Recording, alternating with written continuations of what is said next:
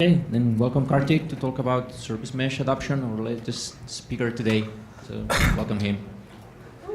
Oh, I get the applause. What about the other speakers, guys? I'm glad that the room started waking up.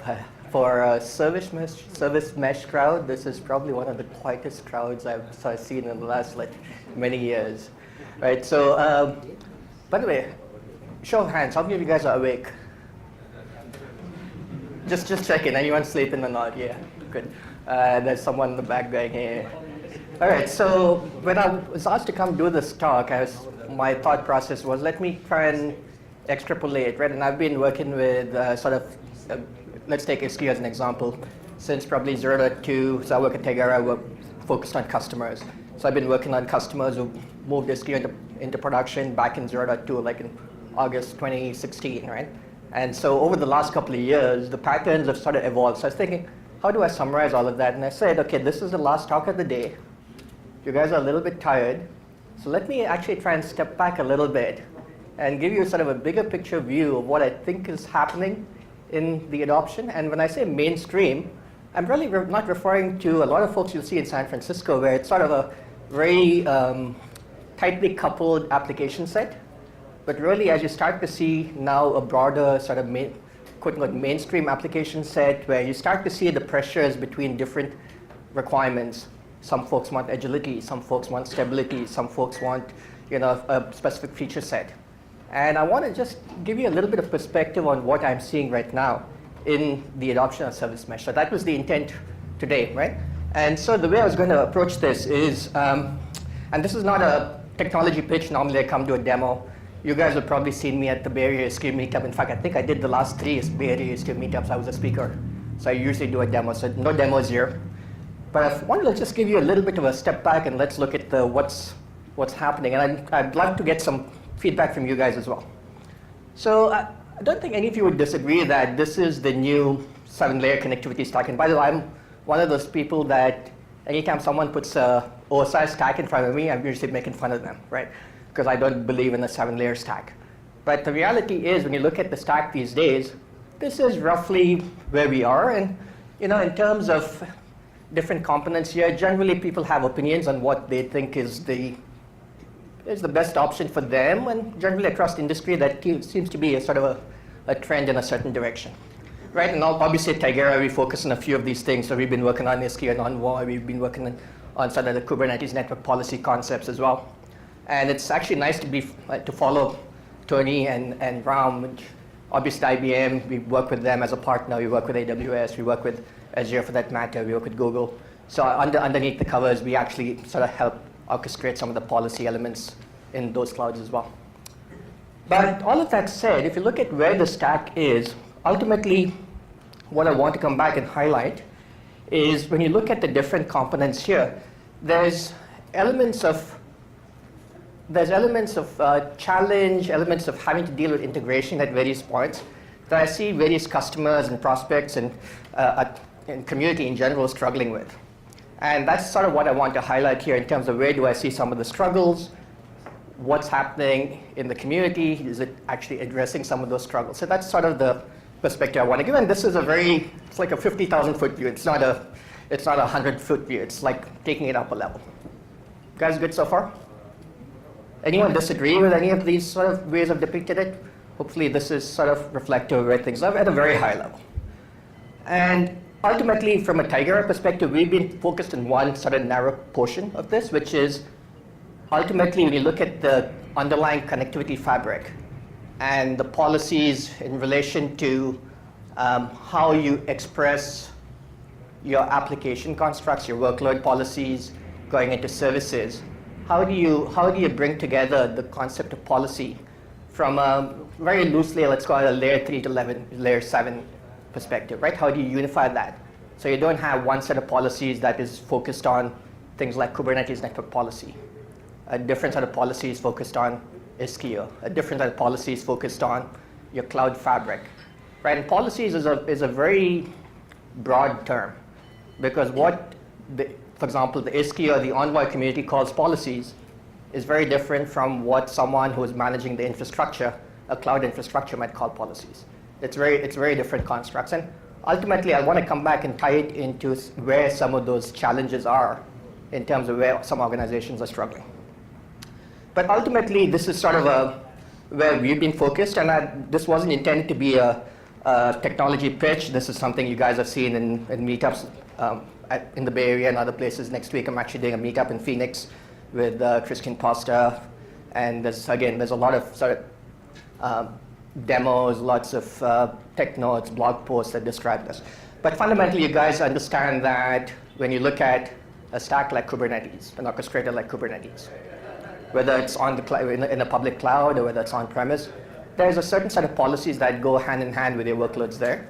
There's policies that tie it into the cloud itself, whether it's on-premise or in the public cloud, in terms of how do you express whether it's your IAM roles, whether you express your policies there, and how do you unify all of that. And what Tigera has been focused on is taking it into the application level as well with Istio and Envoy, and ultimately unifying this so you don't have a disparate set of policies that start to fall out of sync. How many of you guys have had WAFs before and network firewalls and kept them always in sync all the time, right? You know the problem.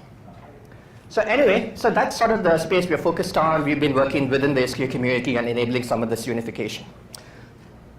But let me step back a little bit and show of hands. Some of you guys are actually operating Istio or a different service mesh within your cluster infrastructure.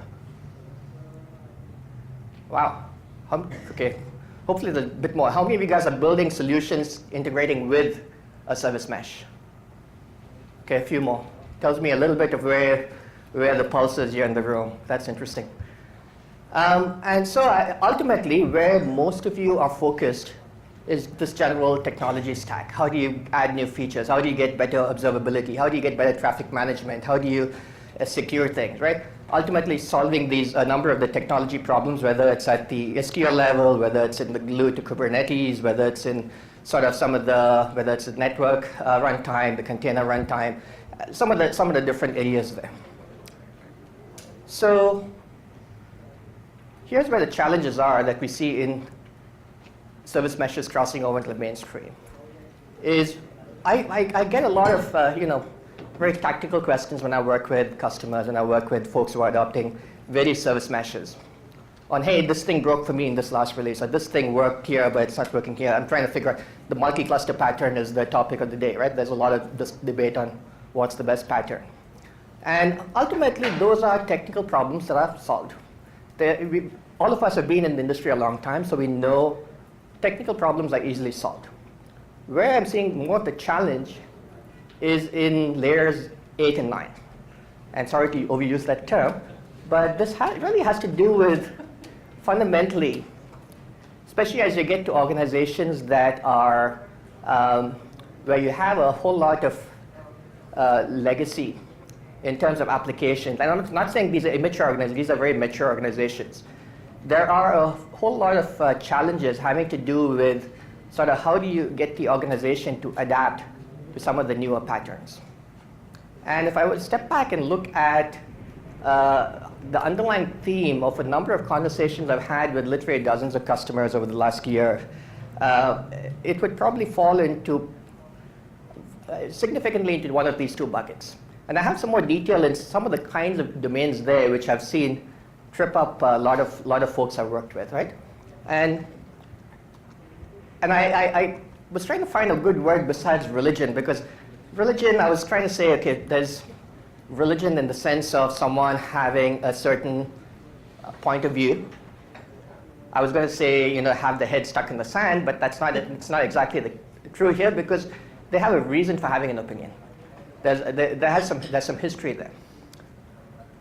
Part of that is also that when you look at layers 9 of the stack and looking at, like why people have a certain opinion, in some cases that there's a very justified reason based on things that have been built out a certain way, going back 3, 4, 5 years. And I'll give you some examples of the kinds of things that I see coming up on a fairly regular basis with organizations I talk to. And this is in no particular order. This is just a completely random order of things I could think of. I am seeing a lot of organizations adopt over the last 3, 4, 5 years adopt various, let's talk about traffic management, load balancing, if you will.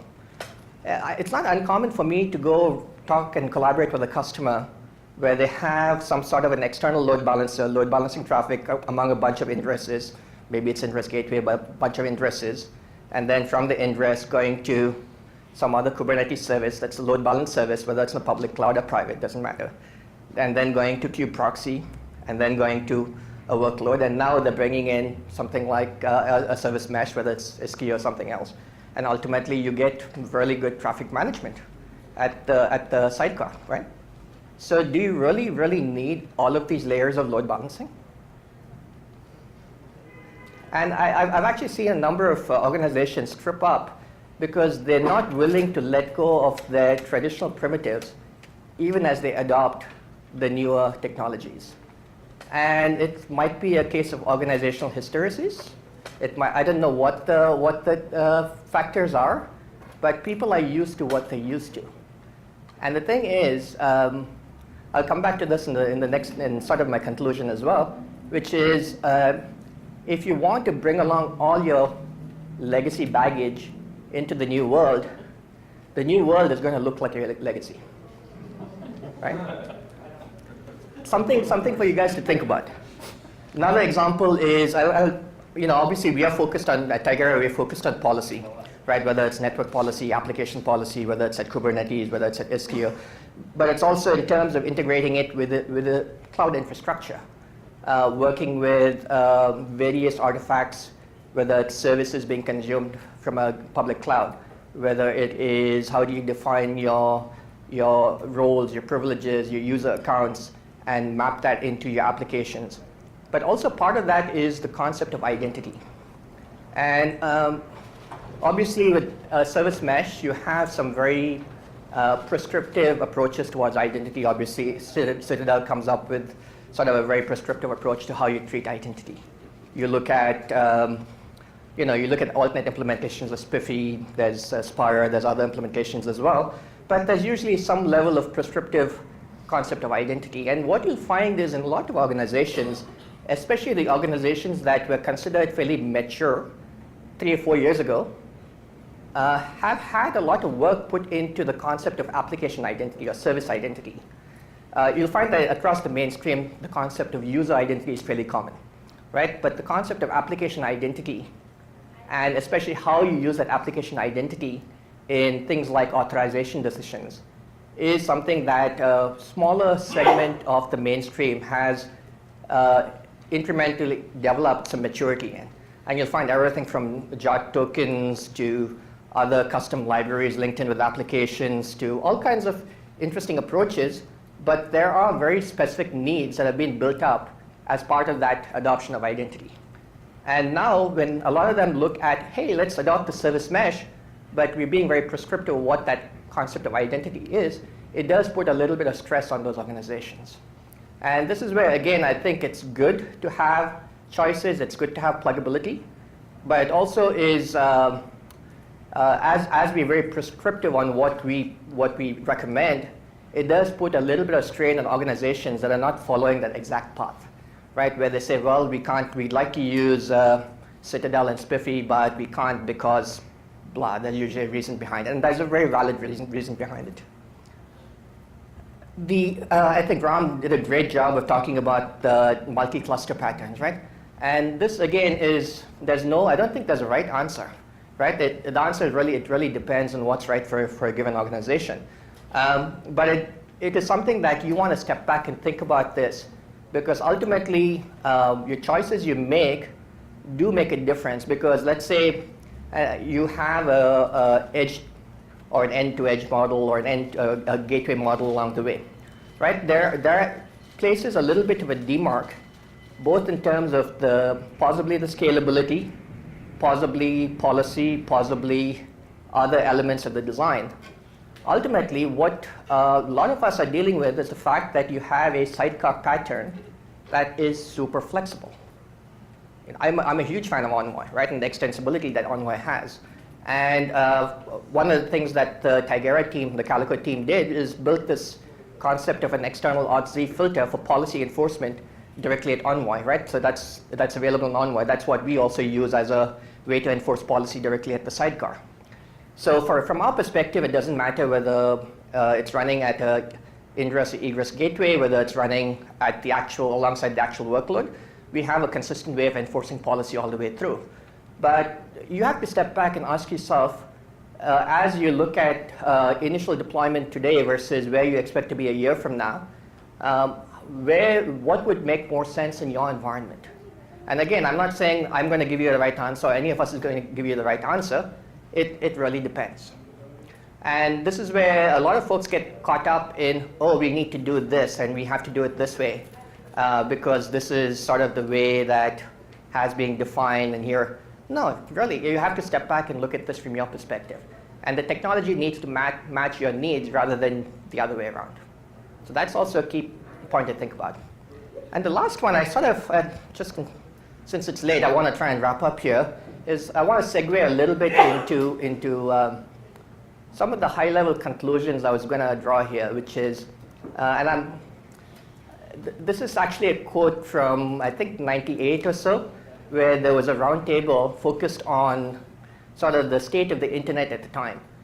Within the IETF, focused on the development of protocols. And 98 was around when we sort of branched out from this very nice, fairly simple TCP/IP stack to all of the other things that started filling gaps around it, right? And I think it was John Postel, who was in ISI at the time and one of the IETF leads, had this, I think it was him that made this quote, or it was actually one, he was in the room, but there's a couple other folks that made this summary here, which is, ultimately, when you look at what was happening, there is a very nice, unified, well-thought-out stack. But then you have all of these requirements, requests coming in, hey, what about this? What about this? What about that? And you have a whole lot of vendors jumping in saying, hey, I can fill that gap. Let's add this feature. I can fill that gap. Let's add this feature. And everyone wants to jump in and sort of fill in the white space, which sort of makes sense. And the conclusion was that is not useful. I don't think we are there yet. I think we're actually doing a great job right now. I think, for example, you look at Envoy is I think in excellent shape. Istio as well, the leadership I think is doing an amazing job of sort of keeping that